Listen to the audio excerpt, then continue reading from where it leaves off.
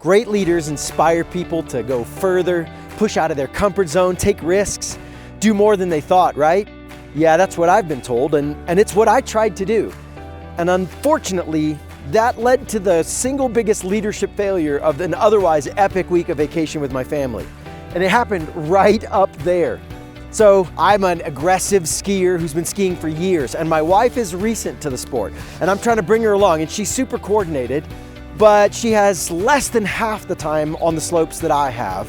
We're up there, we're skiing, we did a couple of warm-up runs, and we got to the very top there. And if you can see, there's some groomed runs, nice and smooth, and there's a little bit of the wild off-road stuff, right? Well, I love the off-road. I love getting into the powder and the ungroomed and just going nuts. And my wife got to the top, and I totally persuaded her to come with me in the wild stuff. Now, she's not a bad skier, but this is new for her. I'm thinking this is what great leaders do, right? You just got to get her willing and motivated, and it'll be awesome. And look, she'll break through new boundaries, and we'll have a whole new open space to look at all these new runs we can do together.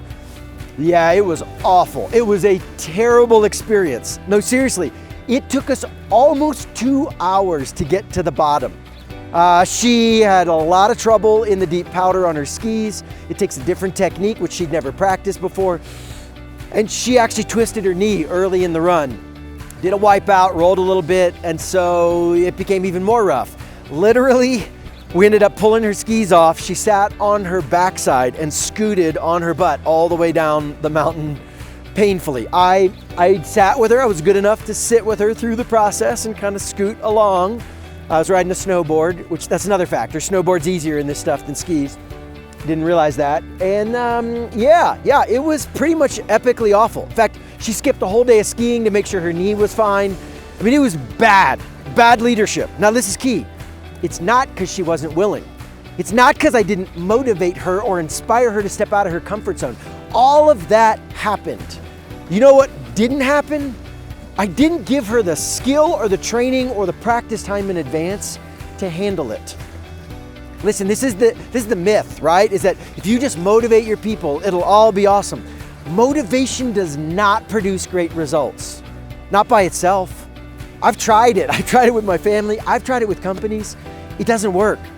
What you've got to have is skills, systems, engines. And as leader, one of our more critical roles is to monitor our people's capacity for growth and change and only load as much as they are ready for. It doesn't matter how motivated they are if you overload them. Listen, if we underdo it, right? You got to match the skill with the person. If you underdo it, they're bored. And if you overdo it, they twist a knee and they hate it. Now listen, you can build the engines, but you gotta go it in pace. I've never seen a company transform in 1 month. I've never seen a company transform, sometimes even more than a year or two it takes, depending on how big the transformation. There is a pace and a process. There is growth. There's a steady progress that you got to allow your people to have. And just because you can motivate them doesn't mean you've won. Don't mistake motivation for skill. Yes, you need motivation, but you also need sufficient skill to pull off the plan. You need the energy and you need the tools. That's good leadership.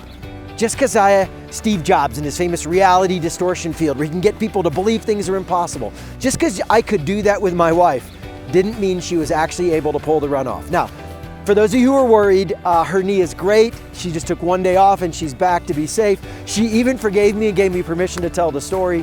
But man, maybe my leadership mistake will help you not make the same mistake.